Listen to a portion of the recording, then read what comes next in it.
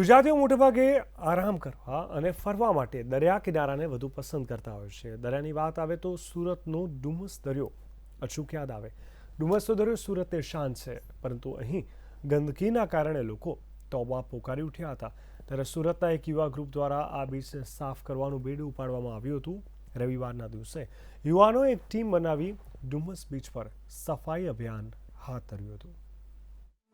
ડુમસનો દરિયા કિનારો સુરતની શાન છે અને સાથે ડુમસ બીચ પ્રાચીન ઇતિહાસ પણ ધરાવે છે. રજાના દિવસોમાં અહીં સહેલાણીઓની ભારે ભીડ હોય છે. સુરતીઓ અહીં પરિવાર સાથે હરવા ફરવા માટે આવે છે, પરંતુ મોટી સંખ્યામાં લોકો આવતા હોવાથી અહીં ગંદકીનું સામ્રાજ્ય પણ તેટલું જ વધ્યું છે, જેને કારણે ડુમસ બીચની સુંદરતા છીનવાઈ રહી છે.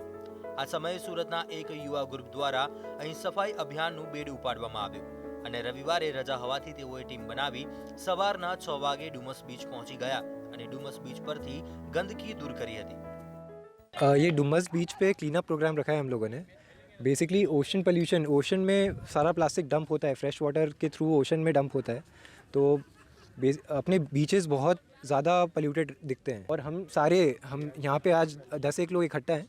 हम लोग का पर्पस यही है कि एक इनिशिएटिव दें, एक यंगस्टर्स को एक मोटिवेशन दे के हम लोग यहाँ पे क्या कर रहे हैं.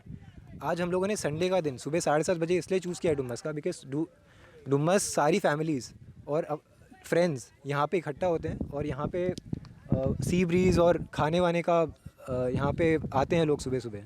तो हम चाहते थे कि लोग खाली हमें देखें, हम ज़रूरी नहीं ज्वाइन करें हमें. આજે અમે ડુમસ બીચ પર આવ્યા છે અને અમારો પ્રોગ્રામ છે કે આપણા જે બીચ છે સુરતના એને અમે ક્લીન રાખીએ, જેથી આપણું એન્વાયરમેન્ટ ક્લીન રહે. આજે સન્ડેના દિવસે આજે મારા બધા મિત્રો અહીં આવ્યા છે અને અમે લોકો ઈચ્છીએ છીએ કે આપણા સુરતના બ્રિજને આપણે ક્લીન રાખીએ, જેથી જેટલા બી લોકો બહારથી આવે છે તે લોકોને ગર્વ થાય સુરત પર અને આપણે સુરતને સ્વચ્છ બનાવીએ. યુવાઓની આ ટીમમાં 30થી વધુ લોકો સામેલ છે. લોકોમાં જાગૃતતા આવે તે હેતુથી અવારનવાર અનેક કાર્યક્રમ આ ગ્રુપ કરે છે. આ વખતે તેઓએ ડુમસ બીચને સાફ કરવાનું બેડું ઉપાડ્યું છે.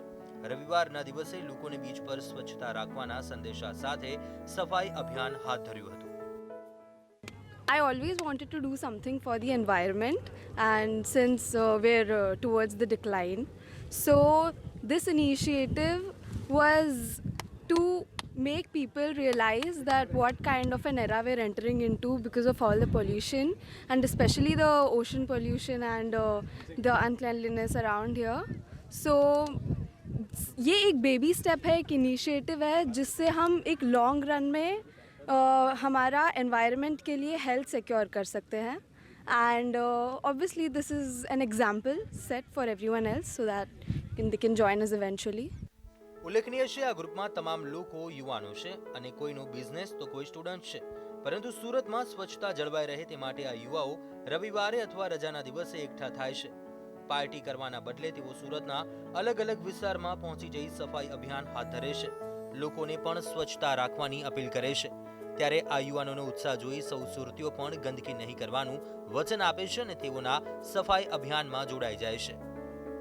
Bureau report, India news Gujarat.